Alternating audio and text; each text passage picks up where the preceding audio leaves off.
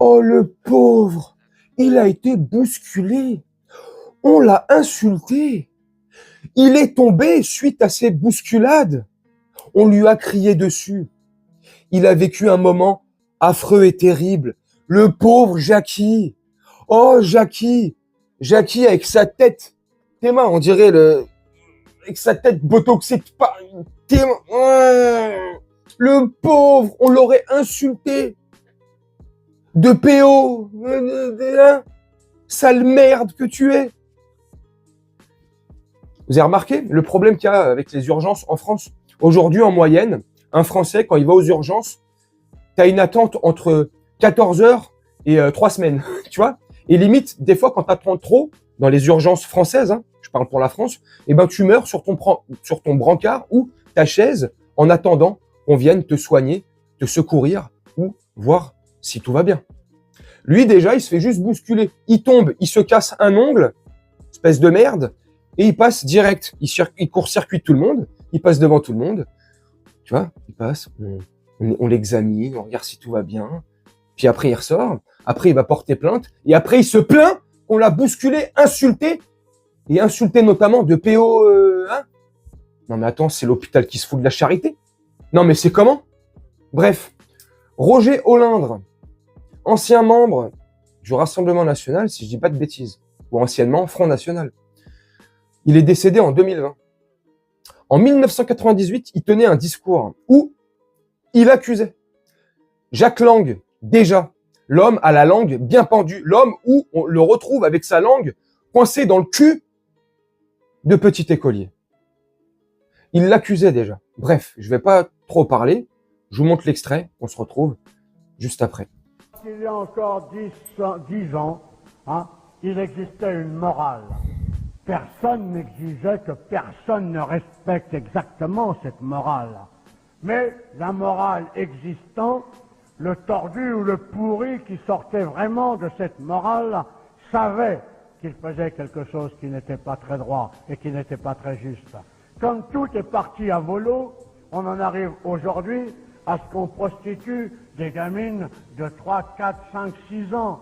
Une gamine est morte d'overdose dans un bar en Belgique. C'était la fille d'une prostituée qui l'avait confiée au patron du bar, et le patron du bar la faisait monter. Elle montait avec des clients, et comme la gamine hurlait trop, eh bien, il la bourrait de drogue. Eh bien, si nous étions au pouvoir, je peux vous dire que le soir même, on descendrait dans ce bistrot et que les patrons et les clients seraient pendus devant la porte, parce que c'est comme ça qu'il faudra que les choses se passent si on veut que notre patrie et le monde occidental survivent à la vague de merde qui est en train de se déclencher.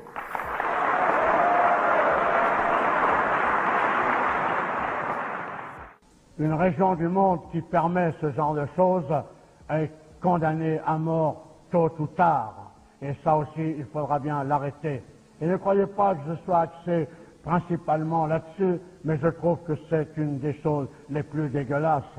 Monsieur Jack Lang, qui prétendait être candidat à la présidence de la République, que l'on m'arrête à la sortie, si ce que je dis n'est pas vrai, a été compromis dans l'affaire des lieux de vie et dans un lieu de vie tenu par des socialistes qui s'appelait le Choral.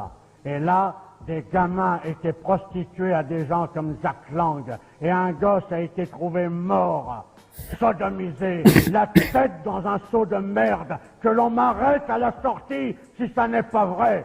Alors je veux bien que demain, on se batte dans une armée pour défendre l'Europe.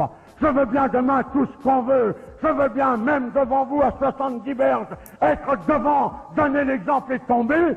Mais l'Europe, je m'en tape tant que mon pays est pourri. Et ce que je veux sauver dans un premier lieu, c'est mon pays, c'est ma patrie. Et je veux que tous les Jack Lang de France et d'ailleurs soient pendus haut et court et aient des comptes à rendre. Et c'est uniquement par notre tenue, par notre talent, par notre morale, par notre certitude dans la victoire que nous exigerons que ces gens-là payent parce qu'ils doivent payer.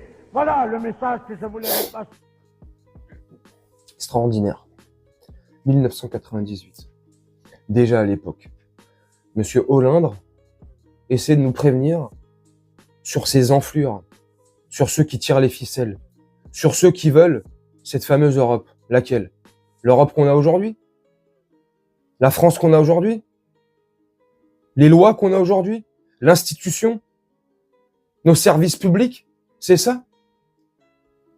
Comme il l'avait dit, ok, je veux bien de votre Europe, moi. On est en 98, donc on est en pleine construction de l'Europe. La monnaie européenne est en train d'arriver. On va commencer 2 ans après, je crois, ou 3 ans après. C'est la fin définitive du franc. Bref, on est en plein dedans, on est en pleine bascule. Donc comme il le dit, moi, votre Europe, j'en veux bien si vous voulez. Mais à partir du moment où on nettoie des parties où il faut enlever toutes ces merdes. Il parle aussi du Maroc. Je vous en avais parlé il y a 2-3 jours, je crois. Je sais plus c'était dans quelle vidéo. La vidéo où je parlais de Gérard Fauré. Enfin bref, je sais plus c'est quelle vidéo. Je fais tellement de vidéos. Et je vous parlais déjà du Maroc, de ce que Gérard Fauré avait notamment dit et balancé dans ses bouquins. Alors, faut faire attention avec Gérard Fauré. Il y a aussi des mensonges dans ce qu'il raconte. Mais dans ces mensonges, il y a aussi des vérités. Et dans ces vérités, il y a exactement le même récit que Roger Olindre raconte quand il accuse, et il accusait à l'époque, en 98, Jack Lang, notamment avec ce qui s'était passé au Maroc, avec le groupe du Parti Socialiste, bref, comme il l'explique. Voilà qui nous gouverne. Mais bon, faites semblant. C'est catastrophique. Ces dernières années et ces derniers mois, il y a énormément d'affaires qui ressortent concernant nos hommes politiques ou nos femmes politiques, mais la classe politique dans son ensemble, sur justement des espèces de trafics qui seraient liés à toutes sortes et toutes formes de petits écoliers, tu vois, dans sa consommation, dans sa fabrication, dans son organisation, bref, vous m'avez compris, on est con.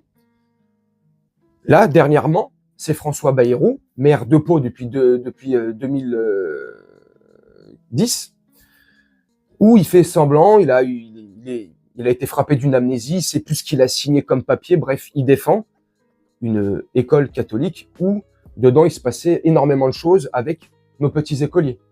Mais ils savent pas, ils savent jamais, ils sont jamais au courant de rien, les mecs ils signent des papiers, ça fait 30 ans qu'ils sont en poste, ça fait 30 ans qu'ils nous coûtent des bras, ces mecs-là. Mais ils savent rien, jamais. Dès qu'on sort leur casserole, dès qu'on arrive à voir et à voir les preuves de ce qu'ils font, c'est jamais eux. Ils font pas exprès, ils n'étaient pas au courant. Comme Aurore Berger avec l'histoire des crèches, comme François Fillon, comme le maire qui avait menti bref, tous, ils sont là, ils te jurent sous serment, ils te racontent des choses, et quand tu viens leur apporter la vérité, et au-delà de la vérité, quand tu vas leur mettre des preuves sous le nez, ah bah je savais pas. Ah non, c'est pas moi. Non. C'est pourtant bien vous qui avez déclaré sous serment. Vous êtes sûr que c'était moi qui ai déclaré ça sous serment?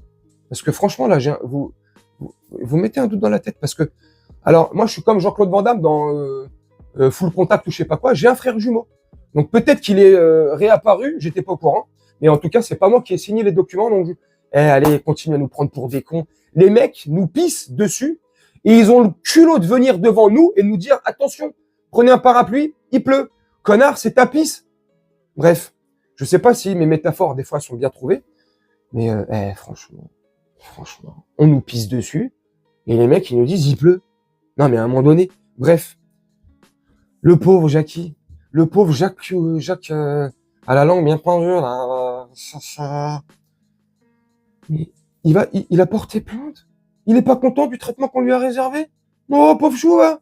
Oh, putain. Je sais pas ce que vous en pensez, dites-moi en commentaire. Moi, je vais vous laisser là-dessus, faire un petit montage tranquillement. Puis nous, on se retrouve bientôt pour une prochaine vidéo. Je vous souhaite une très bonne journée, une très bonne soirée ou une très bonne nuit. Ciao!